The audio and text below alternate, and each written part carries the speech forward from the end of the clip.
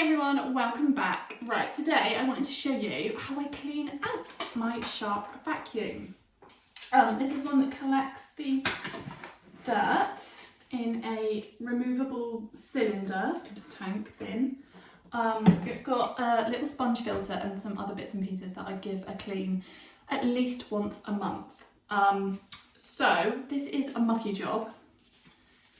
Gloves are a must. So put your gloves on.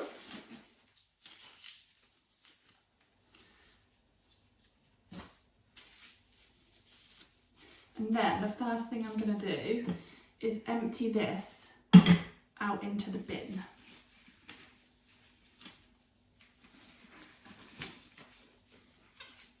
So let's get this emptied out.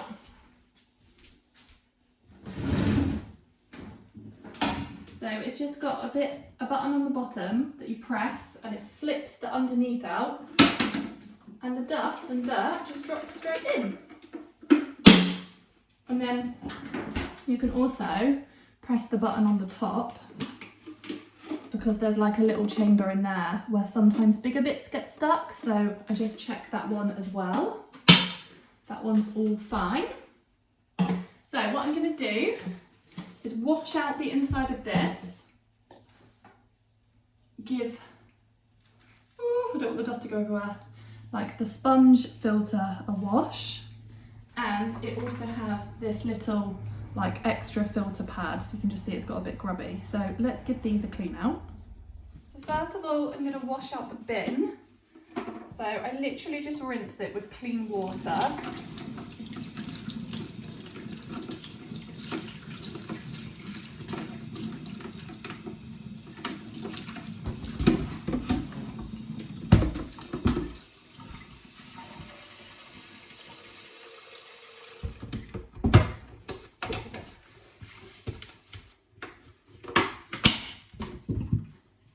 Let the water wash around in there.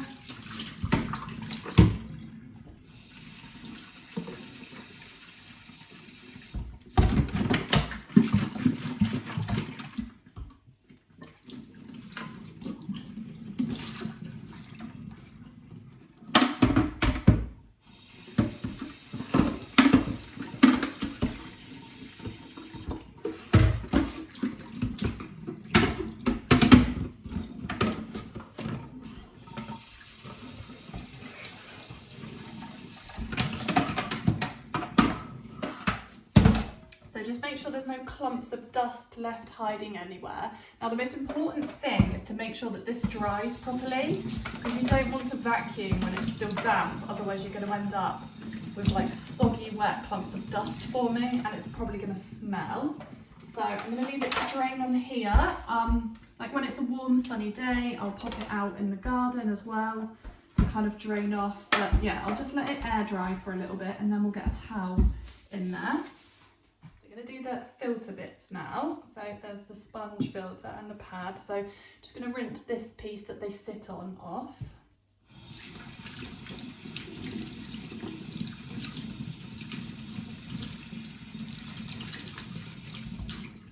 And then that can just dry. And then just give this a really good work over with the water. It's not going to come back spotless, but get the worst of it out.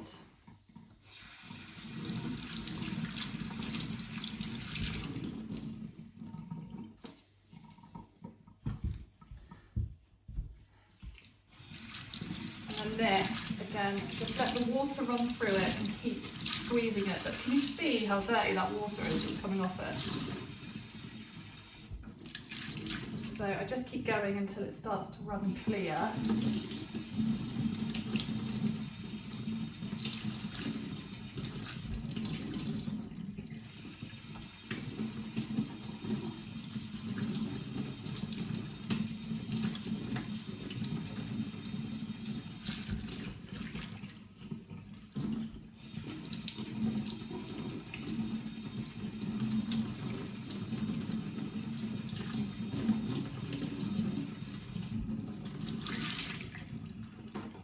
And again, it's really important that these are left to dry properly. So while it's sunny, I'm going to go and sit them out in the sun. Or you could leave them in a window with the sun coming on them, or in your airing cupboard. Now I'm going to show you how I clean the nozzles and the rollers. So the nozzles, we've got this little like hoover head one here, so I just make sure there's no bits kind of stuck to the felty brush. Just give it a wipe over with a cloth. I can see like nothing inside it, so I'm not going to bother washing this one out. And then there is the longer attachment with the brush. Just make sure you give that a dust out. And then I just kind of wipe out the dust from in here. If you can see where it kind of gets a bit dusty inside.